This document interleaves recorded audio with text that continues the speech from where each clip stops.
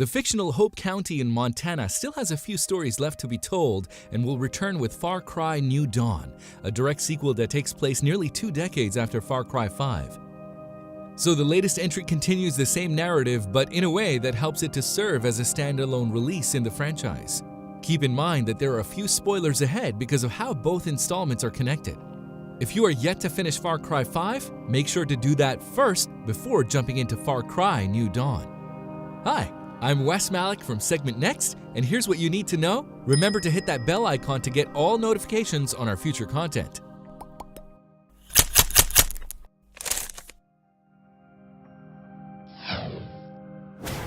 The Lush post-apocalyptic setting.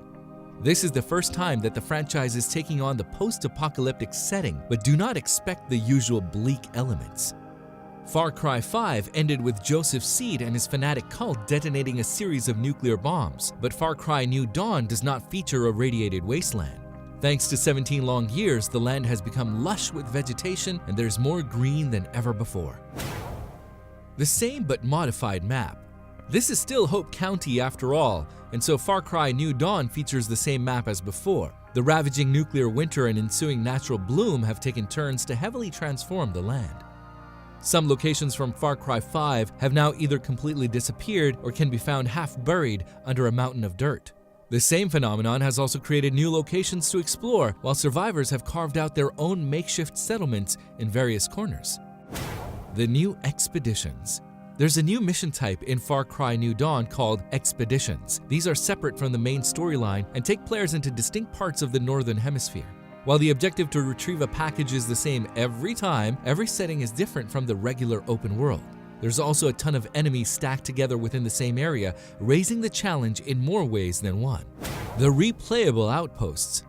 Outposts are returning in Far Cry New Dawn, but they will function a bit differently this time. Whenever players liberate an outpost, they'll have the option of either taking it over to produce a valuable resource or scavenging it for an immediate payout. In the case of the latter, the outpost will be left vacant to be retaken by enemies. Every outpost can be liberated a maximum of 3 times, with the difficulty levels and rewards scaling up every single time. The psychotic villains. Every Far Cry needs a good villain. Well, Far Cry New Dawn gets 2 of them. Sisters Mickey and Lou are the leaders of the Highwaymen, a group of organized bandits and pirates. The demented siblings actually killed their own father in order to take over the gang. Joseph Seed, the main antagonist from Far Cry 5, will also be there in some capacity. It's said that he might not be convinced about what he believed in and did all those years ago. Does that mean he'll be in a supporting role in Far Cry New Dawn? Will you be trying out the next installment in the franchise? Let us know in the comments below. Far Cry New Dawn is scheduled to release worldwide on February 15, 2019 for PlayStation 4, Xbox One, and PC.